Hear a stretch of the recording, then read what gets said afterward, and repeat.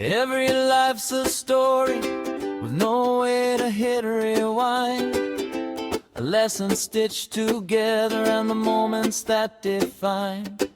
The laughter and the heartbreak, the victories and scars. They shine a light for others like tiny guiding stars.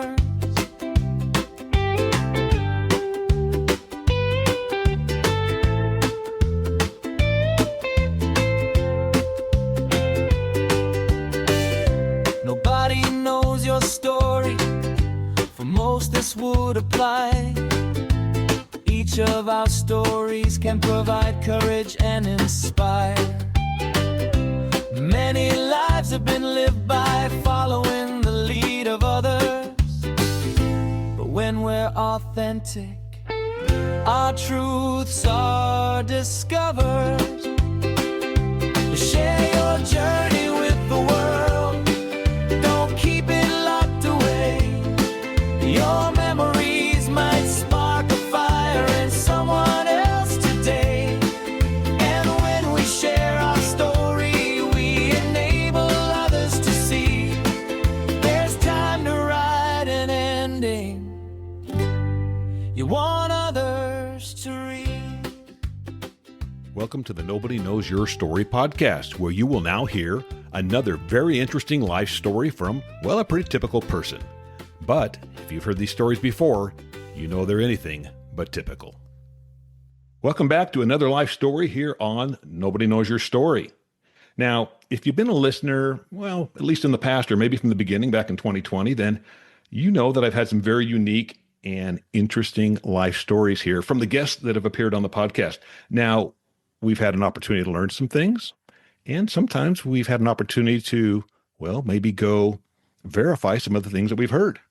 I mention this because you might want to grab a pen and paper, because my guest today, Dave Weiss, he may just say a few things that you might want to look up. I don't know.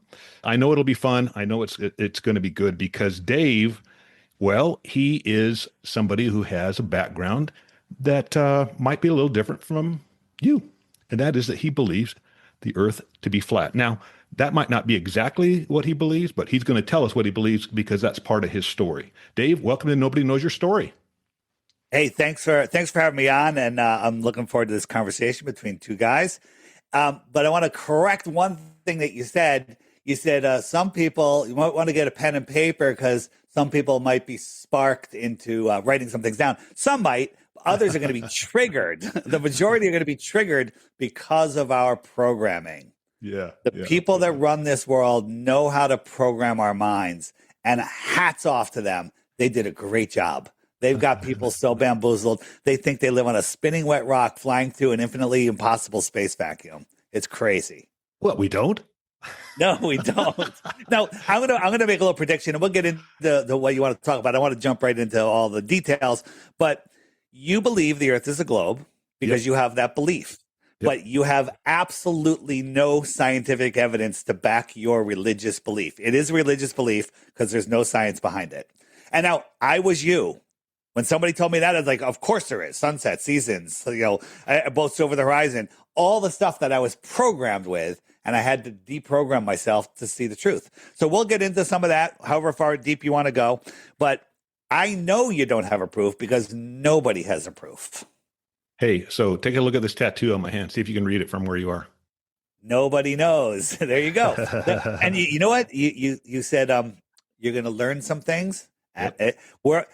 That's what life is. That's what science is. That's what our experience is. We learn new things, but other people get so programmed, they shut the door. I was that person. I was doing a conspiracy podcast right out of New York City onto all the big conspiracies, all of them. Think of them. We were talking about it. And then in the third year, people started sending me flat earth stuff. And I said, that's so stupid. And the first I thought it was a joke. Then I thought it was annoying. Then I'm like, these people are just trying to discredit the truth movement with this nonsense, right? This absolute nonsense. And I banned people from our social media, and they're like sending me stuff like, Dave, just watch this 2-minute video, this 1-minute video. I'm like, nope, it's a step too far. I mean, come on, talk about anything else. I'll engage you, aliens making crop circles. I was looking into all of it. And, but flat earth was a step too far. then my fellow researcher and friend, Sophia Smallstorm, who did some great documentaries on some of the big ones, she's like, Dave, you have to look into this. And Larry, I didn't look into it to see if it was true. I looked into it to prove it was false. Sure. I went in, that's a bad attitude. Like, hey, if you want to figure something out, go in with an open mind, look at all the evidence, then make up your mind. My mind was made up. I went in to find everything that went along with my confirmed conclusion that the earth, of course it's a globe. And I couldn't find anything, Larry. I didn't sleep for 2 weeks. I still haven't slept since then. That's been 2014. I still haven't slept. And it's only when you look and only when you lay down the programming. The programming is strong. It makes it so things can't penetrate through it. But if you're programmed to something, your mind, your consciousness will allow it because you've been programmed. For example, Larry, did you know that I used to be president of the United States? I did. I was. I was going to ask you that. Yeah. Okay, so now you're just making a joke. You've processed what I said. Yes, Tomorrow, if we jumped on a call and I said, remember at the beginning of the show, I told you something a little outlandish? You'd like, yeah, you told me you're president of the United States. And I'd say, do you think that's true? And of course you would say, absolutely not, Dave. And I would say, Larry, did you investigate it? And you're like, no need. And I'm like, you're not even going to look into it after we hang up? Are you going to look into it for 5 seconds to see if maybe it's true? No, you're not. Because you have enough life experience to understand that there is zero evidence that I was ever president of the United States. You're in a microsecond when I said that your mind processed everything you ever know about every president ever that you've ever seen, ever heard. It all processed it and said false information. I'll store it as false. But if I went into a kindergarten class, I was brought in, the teacher brought me in, I was wearing a blue blazer and a white tie and a white shirt. And they said, David used to be president of the United States. These kids would be like, wow, right? And then the next year, they're reading about presidents and they're going through their book put out by the Rockefellers. And on page 27, David Weiss, president of the United States. And then they see me in a movie. I'm playing the president of the United States, an old movie, right? And then they go to their 6th grade trip to the White House, and on the wall with all the pictures of the president, there I am, president of the United States, right? Right? So later in life, you go to that kid and go, David Weiss was never president of the United States. They'll fight you to the death, and they have no evidence other than what they were told, what they were sold. Okay, that's how we get these downright beliefs. All right, go ahead. Sorry for the long story. That's all right. That's a good intro because I think that for the listeners, they're going to see, okay, this is some fun stuff. So I want to stick around and listen to the rest. But let's go back. Let's start off where Dave Weiss grew up. Tell me a little bit about your youth. Tell me a little about you. This is your life story. So I don't know anything about you, Dave, other than, well, the stuff I do know. Perfect. Perfect. And I'm just going to throw for the people that are just about to click that next button, I offer 3 Bitcoins for 1 globe proof. 3 Bitcoins, 1 scientific globe proof. All right. I still live in the same town where I was born. I moved 5 or 6 times within 2 miles. I'm a world traveler, man. My experience of the world is I've been to Australia, I've been to Hawaii, I've been to California, I've been to the Caribbean, I've been to the UK. I'm actually going to Spain and soon, Canada. I've been to a million places, but I fly from place to place to place. I did drive across the country once when my son moved to Utah. And boy, it's boring. In the middle of the country. If that's on your bucket list to drive across the United States, take it off. Take it off. Fly. You get there in 4 hours and it's way better. I thought you were going to say Utah is boring. And to a degree, I would agree. But I live here. So I know that the area where you're in Utah. Yeah. I'm in very southern Utah, about 20 miles. No, I didn't say. I like. Well, he's in Salt Lake City. I liked it. It's just driving through the middle of the country. If you like corn and soy and McDonald's and Motel 6, it's the trip you got to take. Yeah. Okay. So where's I going with that? Just that you've traveled a lot and you grew up on the East Coast. And you're still in the same town. So I'm still there, and I go to Mexico. I spend time in Mexico in the winter because I've gotten sick of the cold and I love the warm, and I'm a kite surfer. I'm a big kite surfer. Right on. So my earliest childhood memory, school memory, besides my earliest memory was I was in preschool and I was building with blocks, and the kid next to me took the block that I wanted, and so I took it back and hit him in the head. That didn't go well. I bonked him on the head with it, and I got it put in the corner. It was not fun. But my second memory, yeah, I got a big timeout. Yeah. I did not like it. And then they told my mother, and I just like, oh man. And all right, so kindergarten or first grade, they take us outside. The teacher brings us outside to teach us about gravity. And they got a bucket of water and a rope, and he swings it around and says, "That's gravity." Now, you and I know that's centrifugal force, which is different than gravity. And I said to the teacher, he had a globe out there on top of the brick wall where he was showing us. And I said, but the globe has the water on the outside and it's spinning. Wouldn't you have to turn the bucket the other way to show me how come, as a little kid, I said that. And the teacher goes like this, he rubs his chin and he goes and gets the book and he shows me the paragraph that's highlighted with like all these different, like 10 different teachers had owned this book. Right. And he goes, and he reads me the couple sentences and he goes, "That's how they're telling me to teach it. So that's how I'm going to teach it. But you keep asking questions."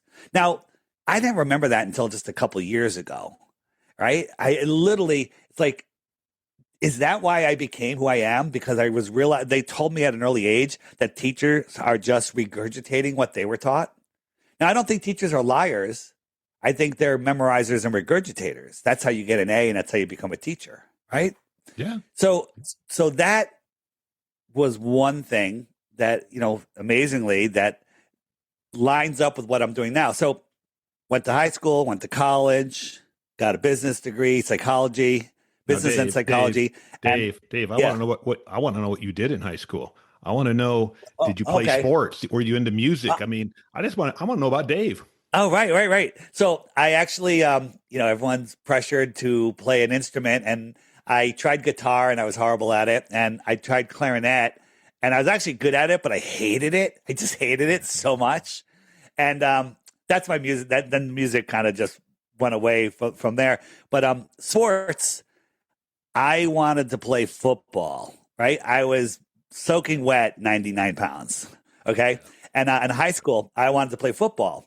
My family's trying to talk me out of it. They're like, "You're gonna get hurt," and that just made me want to play more. And so my story is, I actually, true story, played football with Steve Young. You know who Steve Young is, right? Oh yeah.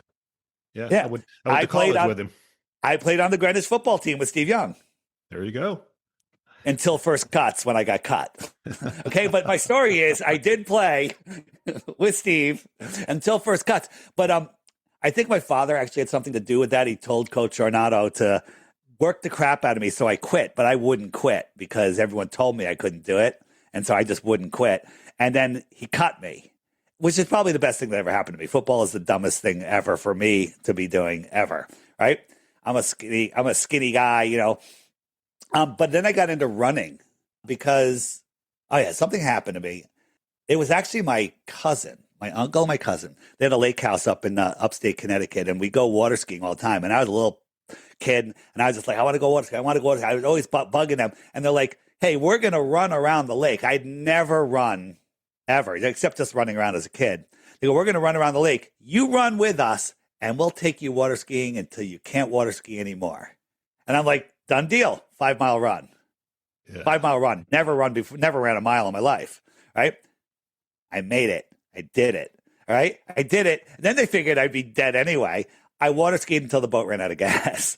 Right. But then I was like, I kind of like this. And I became a very, very good runner. And I would run town races, all the town races they have, 5K, 10K. Mm-hmm. And I was, coming in first place in my division most of the time. And the Greenwich running coach tried to get me on the track team, but I was like, you know what, I'll do it. But then they said that you can't run in town races anymore. And that's what I loved. I didn't like the organized. I wanted to go running at 3:00 in the morning when I'd like, I wake up, I'm like, I want to go running, right? I would run like almost 10 miles 5 times a week before high school. And I couldn't do it, so I wouldn't join the team. And I just ran on my own. So that was my running career until my senior year in high school. I was in a race. It was actually the first race my father was coming to, right? He had never come to one of my races. And this was Old Greenwich, Todd's Jog. you know James Fixes, the guy that wrote the book, The Complete Book of Running. So it was a famous book back in the 80s. Okay. It's called The Complete Book of Running by James Fix. He was very famous at the time. And during the race, he actually turned over to spit, and he spit on me because I was coming up from behind him. And that's my story to fame right there. But it's not that famous now if you don't know who James Fix is. About 3/4 of the way through the race, I was cutting around the inside corner, and the road crumbled, and I rolled my ankle, and it made a big pop. But I wanted to finish the race, and it's like, all right, I'll be fine. I'll just, it'll be swollen when I'm done. And I actually finished the race. I came in third instead of first in my division, and I was really, really upset. And I looked down on my ankle, and it was bigger than my knee, way bigger. It was gigantic. And I remember they had to cut off my Brooks sneakers, which were brand new, and I was so upset that they're cutting off my Brooks. I shattered my ankle, and I needed surgery, and I ended up being in a cast on crutches for 26 months. So I'm very skilled at walking on crutches. Yeah. So my last year in high school and first year of college, I was on crutches. That led me to a whole nother thing because I had what's called a non-union. My fibula was where they cut it. They cut it straight across. And every time I would bump my leg, the adhesions would break again. So it wasn't healing. I had what's called a non-union. And they did a thing called electric biology on me, which football players use. They just basically put electric current, strapped onto my cast. And that finally made it heal. But that's something that I'm into now with Tesla energy technology and health.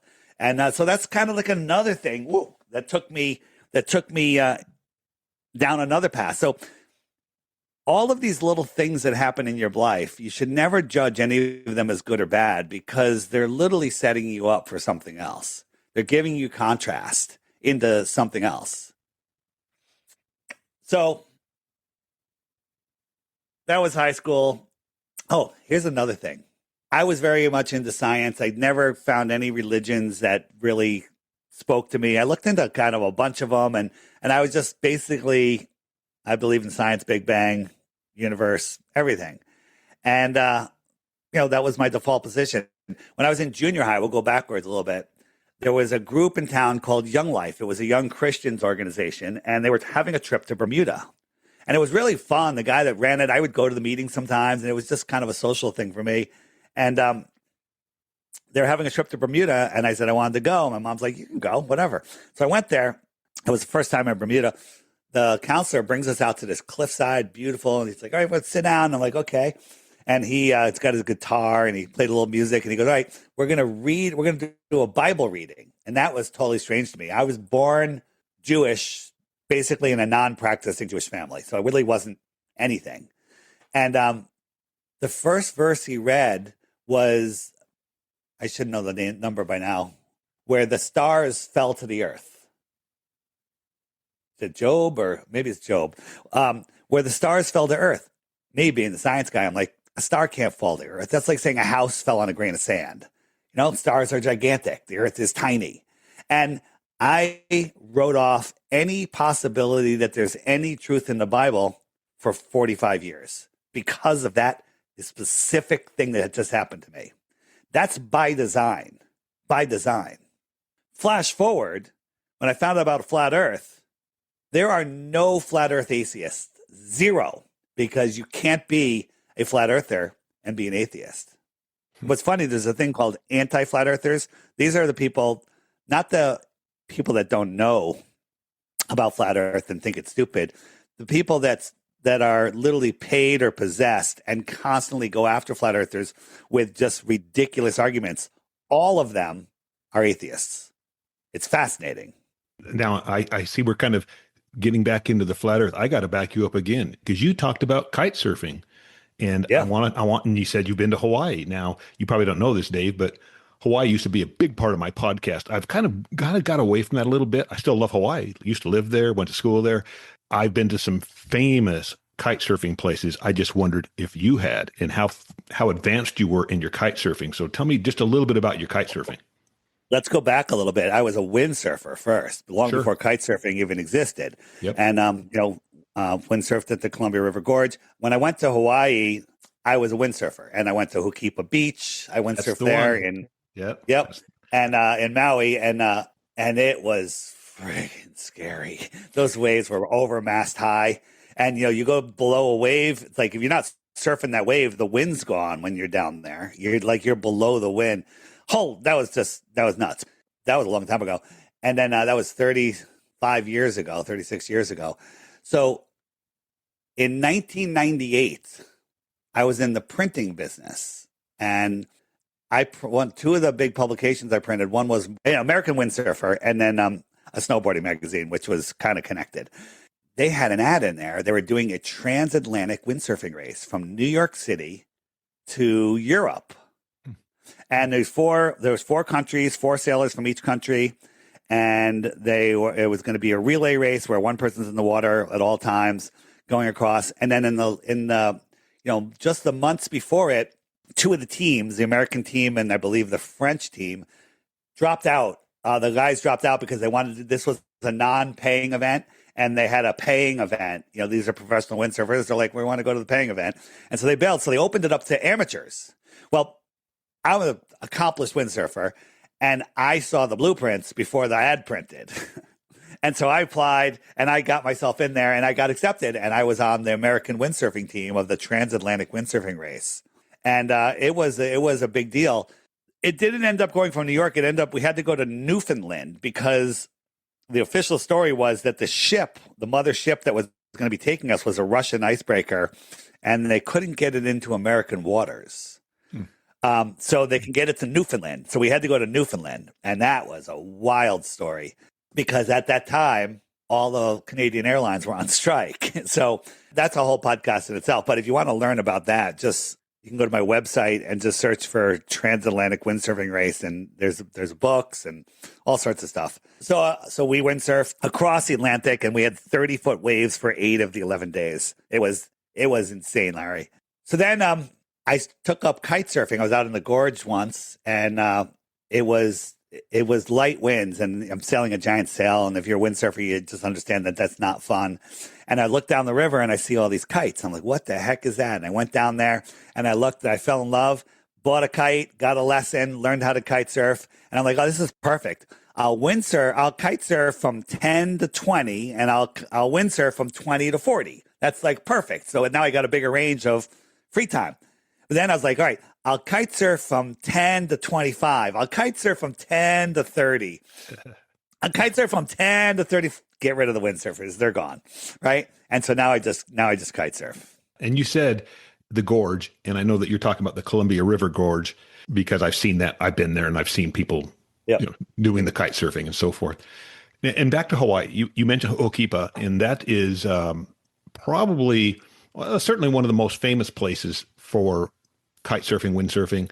Always has wind there. Lots of big waves in the wintertime, especially.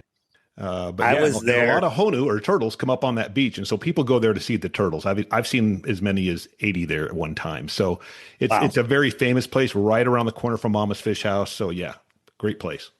Yeah, well, I got to go back again. It's been a long time, but when I was there, kite surfing didn't exist, so it's been a while. Yeah, you'd be impressed. I mean, sometimes I'll just park my car and watch them, just because it's amazing. You see them come up off the lip of the wave and whoosh, fly up in the air. And I mean, you've been there, so it's pretty aggressive. It's not usually a place. You've seen those guys. You've seen the guys that jump like 30 feet in the air and go 50 yards down road. That's not me.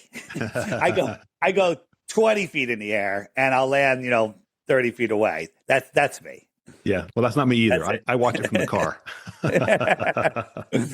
All right. I just had to ask about that just because I knew a little bit about kite surfing, windsurfing. And so I just wanted to kind of follow up on that. So there you go. So we're up through, well, I guess you're still doing some of that a little bit. Yeah, absolutely. No, I kite surf whenever it's windy here, and I kite surf in the winter a lot in Mexico. But just another quick flash over to the flat earth side. The group that did that kite surfing, the transatlantic windsurfing race, decided, hey, we're going to do it from Brazil now. And they wanted me to be in it. And I just said, absolutely not. The way they were organizing it, I'm like, there's no way I'm doing it. And they ended up going to Brazil. And when they were launching from the beach, they didn't have a mother ship this time. They had 4 30, 40-foot rigid inflatables that each team was on their own boat. It seemed like hell. but they literally out of nowhere, this storm comes out of nowhere. Out of nowhere, they get a mile offshore, and the Coast Guard or whatever the military police are down there came from every direction, turned them around, and sent them back. Now, if you understand what flat Earth is, you can't go from South America to Africa. It's twice as far, and they would have been out there going, where the hell are we? Because you can't cross over there. It's twice as far as they would have been planning, and they literally turned them around. So there's another thing that is confirming, where I am now with my journey. And we probably need to talk a little bit about that. I know that you, just from some of the study that I've done, you, I guess, weren't a believer in flat Earth until about 2014. Yep. So from these days of high school, college, and whatever, I mean, did you end up getting married? Did you end up having children? Yeah. So I got married when I was 25. I had a boy and a girl, and I was married for 17 years, and then got divorced, and I met my current wife, Paige, 20 years ago this October. So we, my kids are great. My kids, I said my son lived in Salt Lake City. Now he lives in Oregon. My daughter lives in New York, and I live in Connecticut. Right on. All right. Well, good. So, Well, that kind of brings us up to current. I mean, we could obviously talk about many other experiences, but this brings you to where we are now, I guess. I'll back it up a little bit. So my entire life, I live in Fairfield County, which is, the pretty affluent area. I wouldn't say that I'm rich, right? Because, I live on the poor side of town, which is very affluent in itself. But my point is, my entire life, everything was to, get your degree, get a good job, raise up, get more money, get more things. And everything we do is for money. And that was my entire life. Everything was for more power, more money. And I worked my way up through the printing industry. I did very, very well in that. And then I got into the solar industry. I did very well at that. I left the printing industry, and I was like, what am I going to do? And so I took a year off, and solar just kept popping up everywhere I looked. Solar. I didn't know much about it. Biggest solar company in the area was run by a neighborhood dad of that my kids went to school with. And so I reached out to him, and he's like, he goes, Connecticut has horrible incentives right now. We're actually letting some people go. We're not hiring anybody. And I said, let me work for you for free. And if I do well, you can pay me. Okay, that's crazy. Sure. And I did extremely well. And I brought them from regular residential solar into commercial solar. But I was like, why spend all of this time and effort to put up 20 panels when you can spend almost the same time and effort and put up 2,500 panels? And they're like, well, you can't finance it properly for these businesses. And I figured out, me and my partner in my business afterwards, he worked there also. We figured out a way to finance it. So we did that.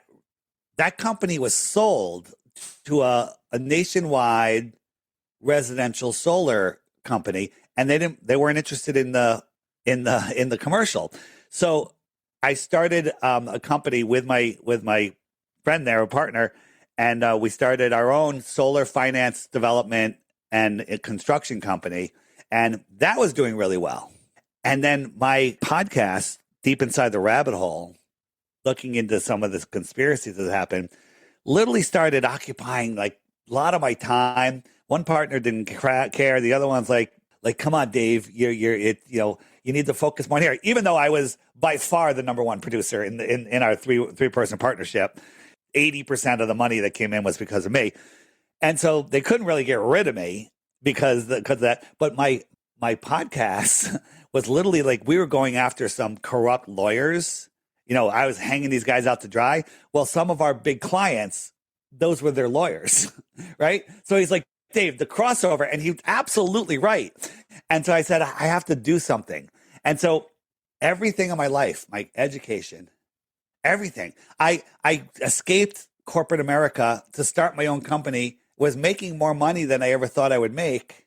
So I had, what was that the American dream? Some people don't even dream that big. Yeah. And the thought comes in my head, walk away from it all. walk away. And I'm like, like that's insane, right? So I discovered flat Earth in 2014, and when I try to talk to people about it, I would try to look up stuff on YouTube and stuff to show them, and it was just a pain. I said, you know what? I need an app. I need to make an app, and I made the app just for myself, where I could show them, you know, the how the things work. And then every person I show it to, they're like, where can I get that app? And I was like, well, it's not for sale, but you know what? I'll just put it on for free. And I put it on for free, and people started downloading it. And then people started sending me messages like, hey, can you add this? Can you add that? Can you add a video thing? Can you add that? And so I started adding things, and now it's costing me money, more money, a couple $1,000, you know, for changes. And I said, you know, maybe I'll charge $3 for it, and then it'll fund itself. And so that's starting to take off. And so I keep adding and adding and adding and adding to the app, and literally it's making money. So flashback to, I'm thinking of walking away from everything I spent my entire life education to build. I'm thinking of walking away from it all, which is crazy. And I asked God for some signs. And I was literally walking into the office one day, and I'm just like, you know, I'm making a ton of money here. Like, what do I do? And I said, give me a sign that I should walk away, right? I never asked God for a sign. I walk in the office, my partner goes, hey, we're doing a residential job. Residential job costs money, takes time, and we make diddly squat on it. I go, for who? And he goes, the Clintons. Now, if you know anything about the truth, you realize the Clintons aren't the greatest people on earth. I'm not talking politics, right? We can just call them, to be nice, pure evil, right? And I'm like, are you kidding me? Are you kidding me? Right? So I look up and I go, that's good. Can I have another sign, please? Right? Literally, that was later that day or the next day. He goes, oh, by the way, all the commercial rooftops that we have easements on, because when we have solar up there, we have easements where we control the roof. He goes, we're going to lease out 5G towers. If you know anything about about those, I was campaigning against that. And I was like, can I have one more? One more? Can I have one more? You know, I look up, I can have one more. And then later that day, I don't know if you know who it is, Owen Benjamin, who was a comedian, in the movies and stuff. He was a buddy. And I said, I'm thinking about actually leaving everything I built my life around. And he goes, just do it, Dave. Just do it. He goes, the creator's got your back. And I was like, so I went home that night. It was the end of the month or the beginning of the month. I said, let me just pay my bills. I got to pay my bills. So I'm going through all my bills, and my money from Apple had just come in from my $3 app, right? It was a couple $1,000, whatever it was. And when I was done paying my bills, I had $1 left over. Exactly. I was like, okay. And I quit. I resigned. I sold out. I got out. And I was like, you know what? If I actually do this and teach people about the truth of where we live, the truth of creation, I'll sell more apps. Now, I didn't do it to sell more apps, right? I walked away from nice 6 figures to low 5 figures. Okay. Yep. And so when people say, oh, you're just doing it to sell money, they'll do this and that. That is the first time in my life that's not true. Everything else in my life, you could just say that. Everything else, you'd be right. And this was the first time in my life that I followed my calling. And people say, Dave, what difference does the shape of the earth make? I still have to go to work on Monday, right? I used to say that. Well, guess what? I don't even know what day of the week it is today. I think it's Friday, right? Is it Friday? It is Friday. Okay, yeah. It is Friday. So, but I've never worked harder in my life also. I'm working like all the time. But this is what I would do in my free time. Remember what they say? Love what you do and you'll never work a day in your life. Yep. It's my life, right?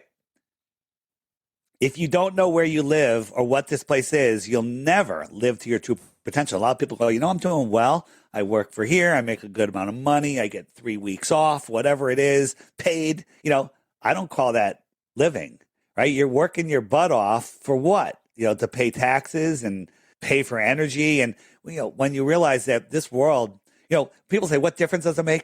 What if you didn't have to pay for electricity, gas for your car, gas for your home? Would that change your life? Have a lot more money. You'd have a lot more money. And guess what? All of that used to be free. It used to be free. There's free energy. They're hiding that. They're controlling us, right? People, we're free in America. Try leaving America without a passport. Go ahead, try it. Where are you going? You're not going anywhere. Try going to another country without a passport. You're not going anywhere, right? We are free-range chickens is what we are. Larry, I don't think we're going to get into the details of, I'll get into anything you want, but I just want to tell people right here, don't believe anything I say about flat Earth.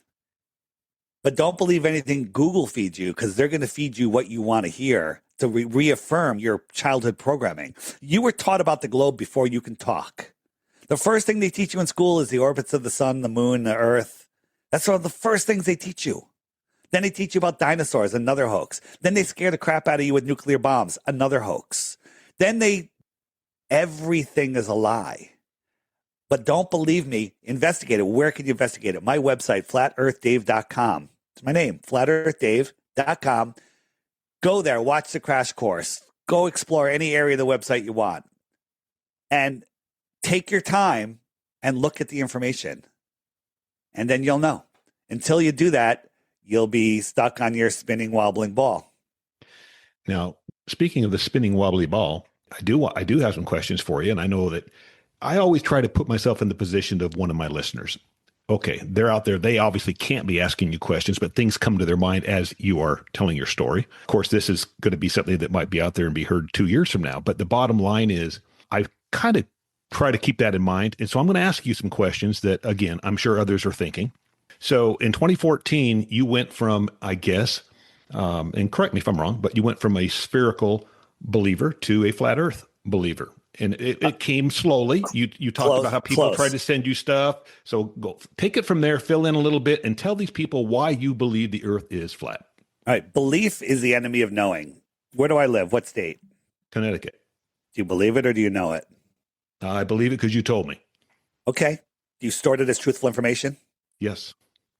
Okay. Somebody comes in, gun to your head. Where does Dave Weiss live? Are you going to say Connecticut? Or are you going to say, can you give me some time to do a little research? I say, right? Well, Dave told me he lives in Connecticut. Yeah. So it's a belief. Belief is the lazy man's knowing. Yeah. It's easy to believe. It takes no effort. You can go smoke a joint and take a nap after you hear something, and you have a belief. But if you want to know something, you have to look. What do you know about the globe? And the answer is what you were told. What you were told. And if you say, well, I can't believe so many people could keep a secret. Well, that's kind of a gaslighting. What's the word? I'm spacing on the word. But that's kind of a straw man, because we don't think that many people know. The teachers, they don't know. They're the most indoctrinated.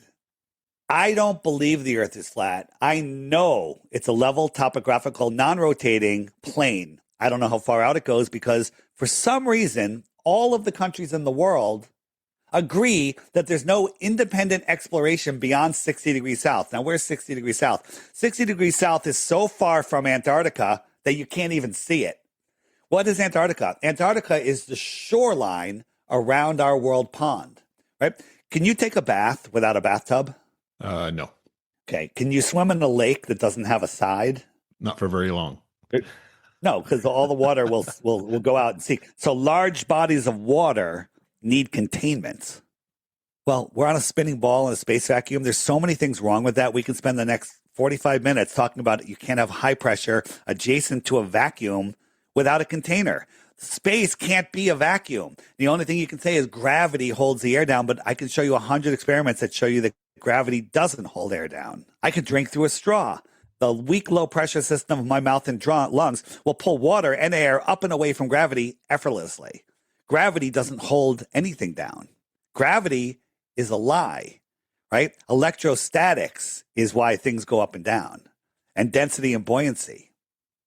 Even the heliocentric scientists say that the electrostatic force, which is something that can be tested, scientifically proven, independent variable, anyone can do this. We can make things go up and down with electrostatics. No one has ever isolated gravity and proven it to be. It's the theory of gravity. Right now, they have 4 different theories of gravity because none of them work. But electrostatics is proven. They even say the electrostatic force is 10 to the 36 power. That's 10 with 36 zeros, stronger than gravity. This is what the globalists say, right? Larry, can you take a guess how big 10 to the 36 is? If I had a grain of sand, I made it 10 to the 36 power bigger, how big would it be?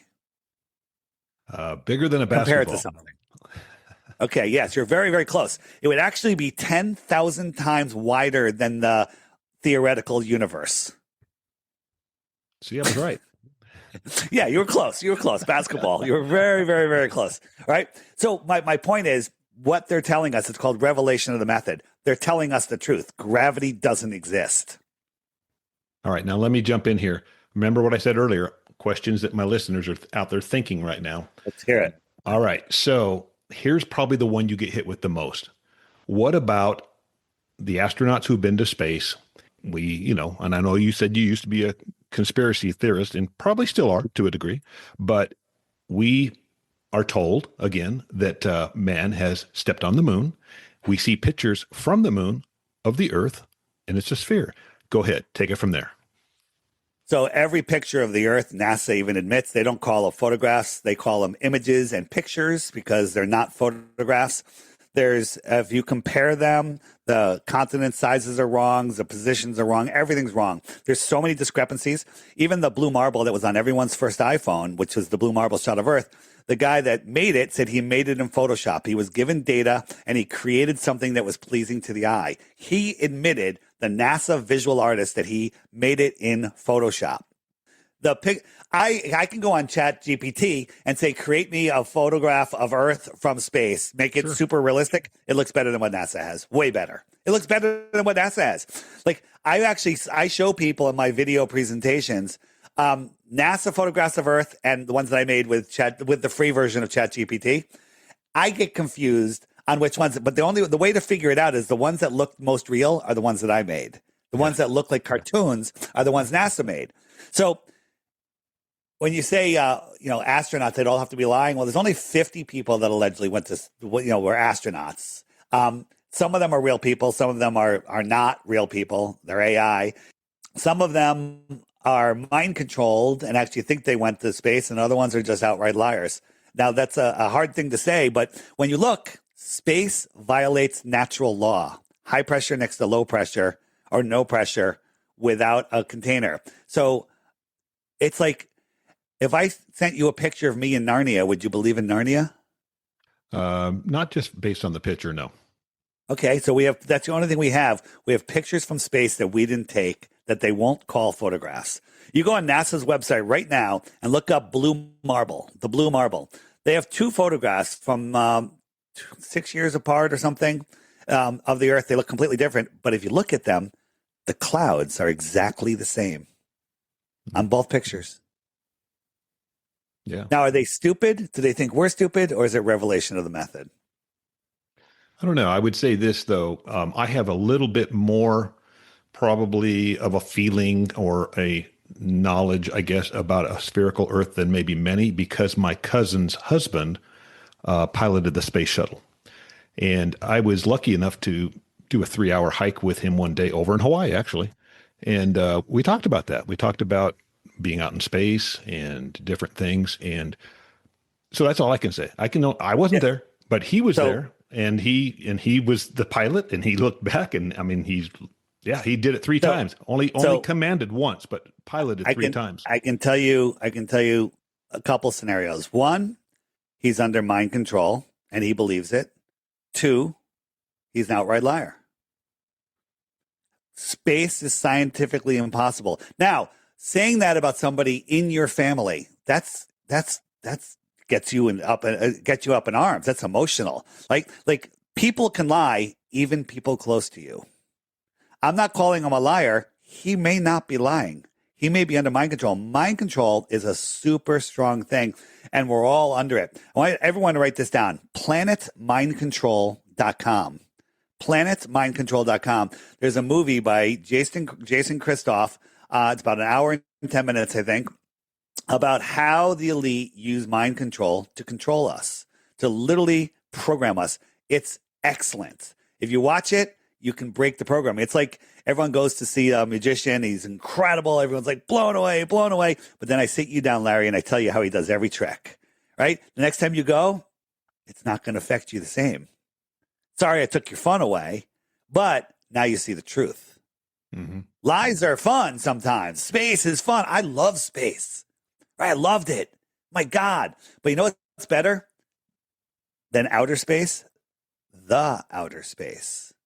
What's that? The outer space. Well, if the world is like a big pond in the middle of Kansas, right?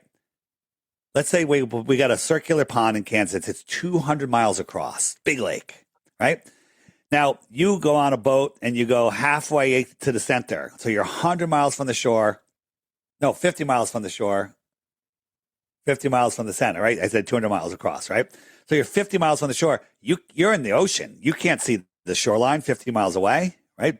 Supposedly because of the curvature of the earth. Because of angular, it's just because of the way we see. So you're on that lake. That's our world pond. Well, what's holding that lake together? Kansas is holding the lake, holding the water in the lake. So if you sail away from the center would be the magnetic north.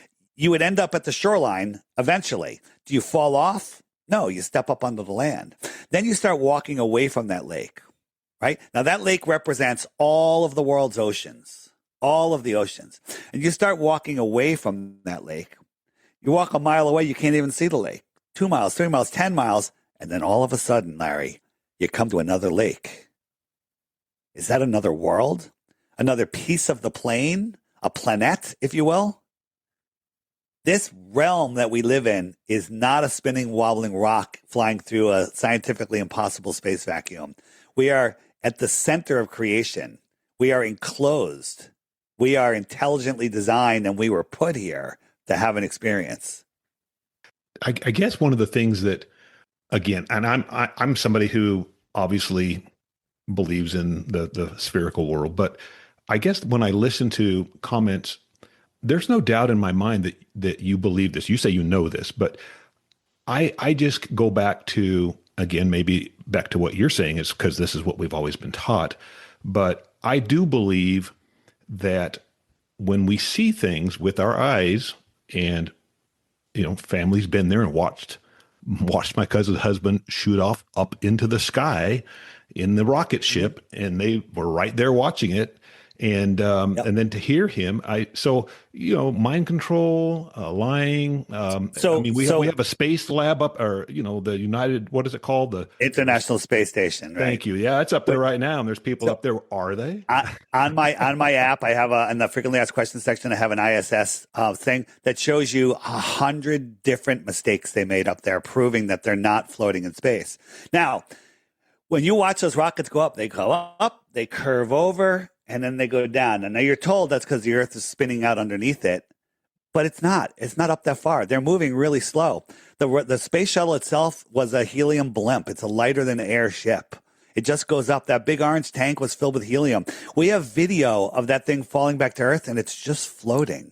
It's floating like a Macy's Day Parade balloon. Right? And the reason it turns upside down, spins over, and goes backwards is because the rocket part, which is also a balloon, nobody's on it, is heavier, and it just falls over backwards. And then it goes out of range, and it falls into the ocean, or they retrieve it in the sky. We have video that NASA showed of it supposedly falling, being filmed by the guys on the rocket ship. Now, the rocket ship's going 20,000 miles an hour up. The metal piece is falling at free fall speed, but he was able to keep it in the camera for several minutes. Impossible. And then we can see that it's barely moving because there was a piece of tissue paper that floated by it very slowly. Like, wait a minute, what's going on? And then we saw some weird anomaly, and we cranked up the contrast, and it was some sort of quadcopter something that looked like, I'd say maybe it's a balloon recovery vehicle. I don't know what it was, but it wasn't natural. And we put it to NASA. They won't respond. They won't respond on what it was because we caught them. So, it's tough when you have people in your life that you're close to that believe it. I believe there's so much more mind control going on than people understand. I mean, you've seen like hypnotist shows where within minutes they have people believing whatever they want and they'll argue and stuff. So these people in NASA, they could work on them for years and years, and they actually believe what they're saying. They go to work. Yep, I went to space. I was on the moon. The oldest astronaut alive now, Charlie something. He's been doing the circuit. He's totally, clearly under mind control. He's hypnotized. He did a debate with a guy named Bart Sobral, and Bart that the moon landing was fake. And 5 times during debate, Charlie goes, "What? You don't think we went?" Like totally surprised. Then 10 minutes later, wait, you don't think we went? That's mind control, because he was told to be surprised. So he was surprised every time that Bart would make a comment saying that, that it was fake. So it's only when you look at these things and take the time. On my website, flatearthdave.com, there's the crash course. Larry, watch the first 3 videos. I say 5, just 3. Watch the first 3 videos, and you're never going to be able to not stop thinking about this. Yeah, and I should say this, that truth is a huge, huge, huge thing to me. I think everybody says that it's a big thing to them too, but it seems like it's a bigger thing to me, only because I see so many people that are operating their lives on the edge of truth many times. And to me, truth withstands scrutiny. And if there's a true statement or somebody's saying something, then it should withstand scrutiny. So when somebody comes to me and says, well, hey, don't look this up or whatever, that's a big red flag, obviously. And so for me, I grew up in a very high demand religion, believing it, of course. My parents, they wouldn't steer me wrong, right? Or would they? Well, if they told did, you Santa Claus was real, they lied to you at birth. Well, my point is, they wouldn't do it intentionally once. I mean, we can argue Santa Claus. Excuse me. Did your parents tell you Santa Claus was real? That's what I say. We can argue Santa Claus. Let me ask you a question. Did your mom, for half of the year, say, you better put your pajamas on or finish your food or Santa Claus isn't coming? Did she do that? Well, of course. And that's very much like organized religion, because if you don't do the certain things, then you're not going to make it to heaven. But Larry, then when you were 5 or 6 or 7 or 8 or 9, whatever year, you find out Santa Claus was not real. They broke your trust. Your most sacred trust is now shattered. What does that do to a child's mind? Yeah, it's horrible. Makes you question it's absolutely things, horrible. Yeah. It's absolutely horrible. Well, and I think questioning is a good thing. Being curious is a good thing. You clearly have had a questioning and curious mind throughout your life, because you got into the conspiracy theories, all these different things that conspiracy analysts. Yes, and you had a podcast about it, and it was a big part of your life. I know plenty of people who believe in different. I got a friend who was an anesthesiologist that believes that Michael Jackson's alive today and living with Elvis, his father-in-law. So, and he's serious. So, I mean, okay. I mean, I'm not going to be able to say anything that's going to change his mind. What is that old expression? A man convinced against his will is of the same opinion still. Here's the thing. That's a belief. Yep. Can't rule it out, but can't prove it. Right. Right. But let me ask you this question. Do all spheres have curvature? All spheres. Ping pong ball, basketball, yoga ball, earth ball. Yeah. All spheres have curvature. If something goes beyond the curve, so the thing is below your view, it's behind the curve, you can't see it because it's blocked by the curve, right? Right.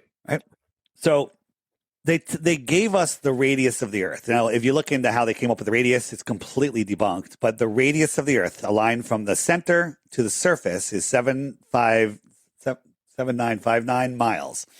And since they gave us the radius, we can figure out what the curvature, we can figure out what the curvature is. And that's their math, not flat Earth math. That's globe math. You can look up Earth Curve Calculator. At 10 miles, do you know how much curvature there should be? I do not. 66 feet. That's a 6-story building. 10 miles, a 6-foot tall person should have 60 feet, because he's 6 foot tall. So you got to subtract that. 60 feet of what he's seeing should be behind the curve. You and I were outside, you duck behind a hill, I can't see you. So we can look across a 10-mile lake sitting, so the horizon. A 6 foot tall person should see the horizon at 3 miles because there's 6 feet of curvature in 3 miles. A sitting person should see the horizon. That means you can't see the surface of the water anymore because it's behind the curve at like less than 2 miles, right? Sitting on the beach, I can see the shoreline, the sand on the other side of a 10-mile lake. I shouldn't be able to see a 6-story house, but I can see the sand. Now you have 2 answers. One, maybe the earth is bigger. Maybe the earth is bigger. Maybe the earth is bigger than they tell us. Well, we have observations that require the earth to be 1,000 times bigger. 1,000 times bigger, that's a problem, right? They tell us there's 7, 8, 9 continents now. Well, that would mean there'd be thousands of continents.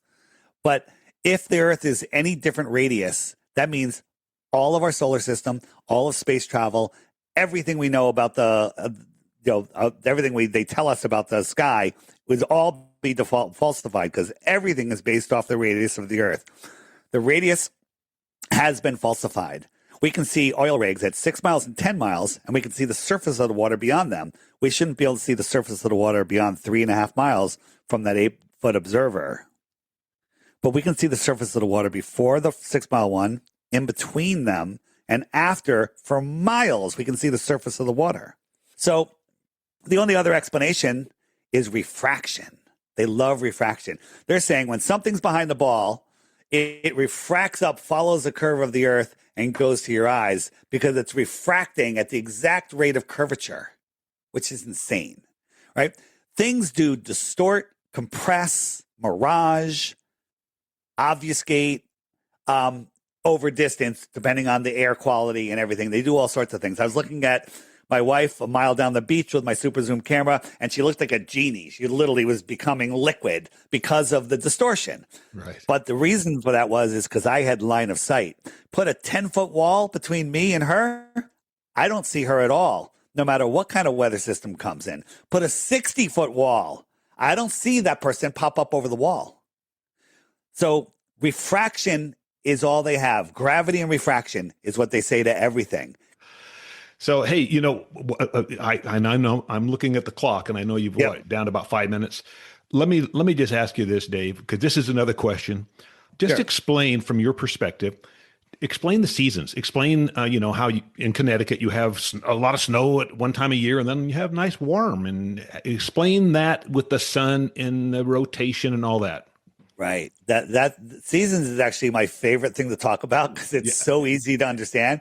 Yeah. We're told that we have seasons because we're tilted away from the earth. We have winter. And then when we're tilted towards the earth, towards the sun, we have more direct sunlight. So it's hotter, right? Yep. That's your understanding of the seasons. That's right. Yeah. We're on a 23-degree axis, I believe is what they say. So the earth rotates, or whatever. So or a day, 24 hours in a day, right? You see some come up, some go down, some come up, some go down. Yeah. So the sun circles around. It takes 24 hours. Did you know that in our northern winter that we're 3.5 million miles closer to the sun in the heliocentric model? Yeah, in the heliocentric model, during our frigid winters, where are you located? Southern Utah. You're Southern Utah. All right, so it gets cold there. I'm in Connecticut. It freezes. At least you believe I'm in Connecticut. All right. Yeah. So believe it, Dave. Today, 112 degrees here. Yeah. All right. So now that's the tilt angle of the sun. Well, you know what? When the Earth spins, the tilt changes all day long. It goes from 0 to as high as it gets back to 0. Right. So you have tilt sideways, and so the tilt angle is insane. So I was in the Yucatan Peninsula in Mexico, and this was in February. Now, the sun travels, if you look at a flat Earth map, you got the outer ring, which is the outward spiral of the sun, which is the Tropic of Capricorn, which goes over Australia and through South America. Then the most inner is the Tropic of Cancer, which goes over Florida, and it's that close to the center. So in June, the sun is going over the Tropic of Cancer. It's close to the inner north. And then it spirals out for 6 months and gets out to the Tropic of Capricorn. It's farther away, so it's colder. It's like if you're standing next to a campfire and you move farther away, it's colder. If you're under a streetlight, that's your summer sun, but the streetlight down the road, that's your winter sun. It's lower, even though it's the same height, it looks lower and it's farther away. So I was in the Yucatan Peninsula in February. The sun was out behind me and it was 100 degrees, 95 to 100 degrees. No, it was 90 to 95 degrees. And in the Northeast, it was negative 10, 100-degree difference. Negative 10, 100-degree difference. Now, in the heliocentric model, the Northeast was 0.00003% farther from the sun than I was. But on the flat Earth map, the Northeast was twice as far from the sun. Twice as far, right? Seasons absolutely prove that the flat Earth, right? In the North, it's 0.00003% farther, but on the flat Earth, it's twice as far. So that works perfectly.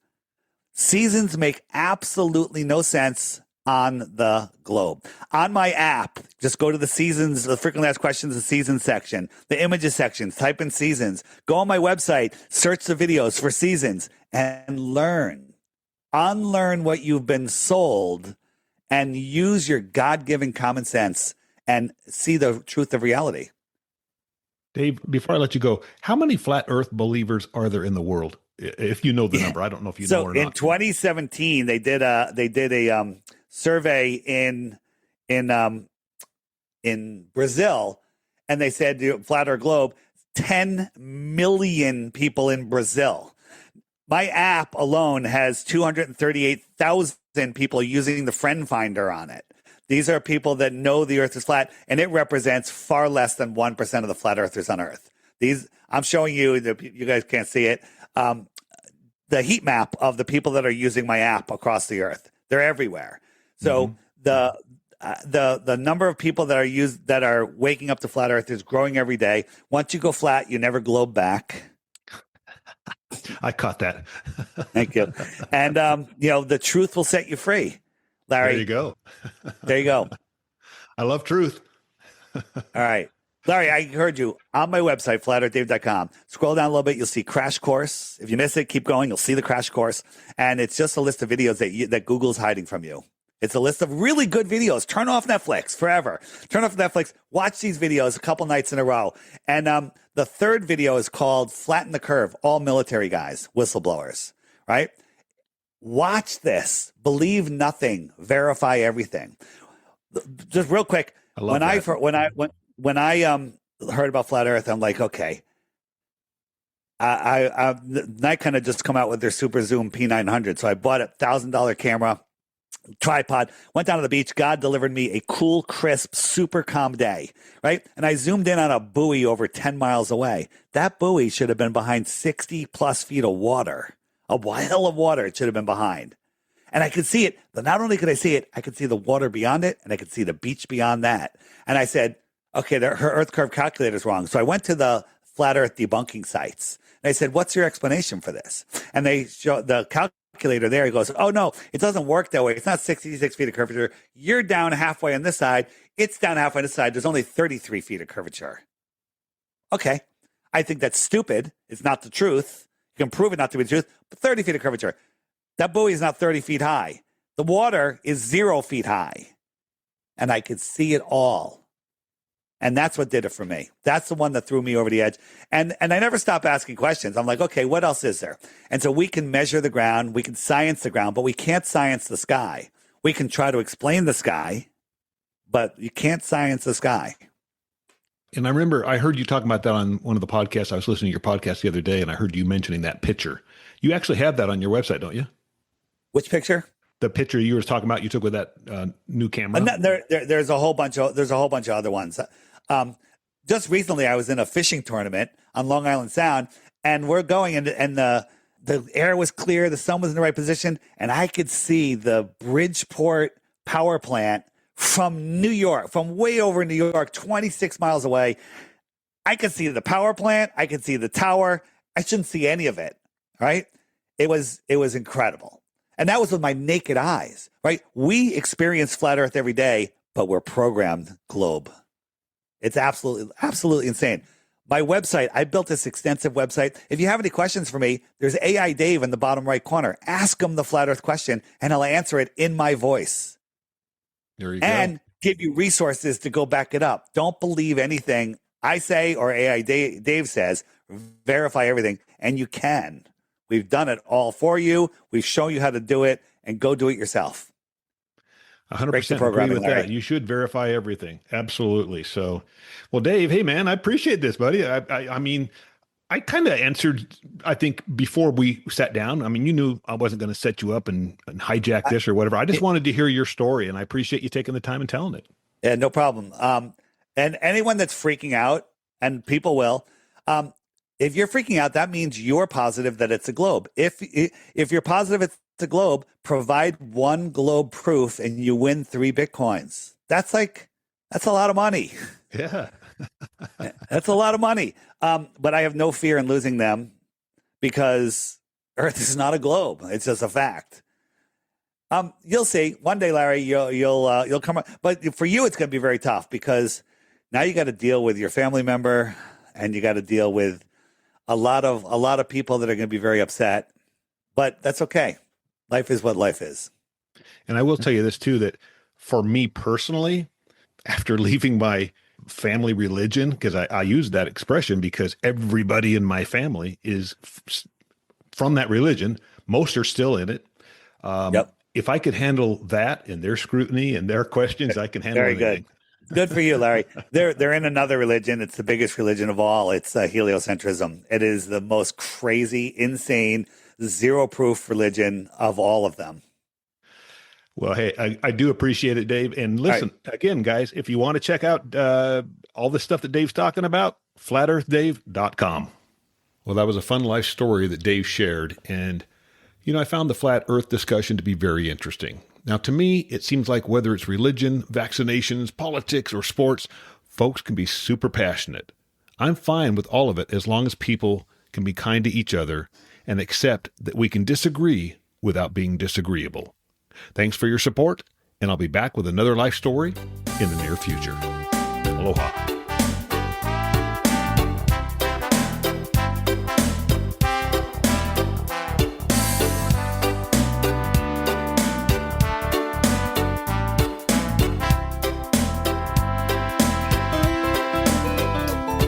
Down a little old country road not far away. Let's talk stories.